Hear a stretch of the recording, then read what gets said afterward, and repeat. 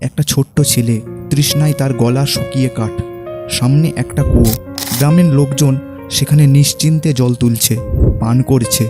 কিন্তু ছেলেটা দাঁড়িয়ে আছে একটু দূরে, চোখে অনুরোধ, কিন্তু পা যেন এগোতে পারছে না। কেন জানো? কারণ তাকে বলা হয়েছে, এই কুয়ো তোর জন্য না। সে মানুষ না। এই সমাজ তাকে সেটাই বিশ্বাস করাতে চেয়েছিল।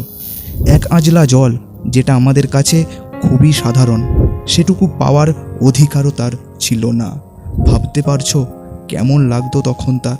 অপমান, লাঞ্ছনা, একাকিত্ব। প্রতিদিন প্রতিটা মুহূর্তে তাকে মনে করিয়ে দেওয়া হতো সে নাকি সবার মতো না, সে নাকি নিচু। কিন্তু এখানেই গল্পটা বদলে যায়। এই ছেলেটাই বড় হয়ে ওঠে এমন একজন মানুষ যে নিজের কষ্টকে ঘৃণায় বদলায়নি। সে প্রতিশোধ নেয়নি, বরং সে দাঁড়িয়ে গেছে নিজের জন্য না, পুরো দেশের জন্য। সে ঠিক করেছিল, যে কষ্ট আমি পেয়েছি সেটা আর কেউ পাবে না। আর তারপর এক এক করে সে বদলে দিল সব কিছু।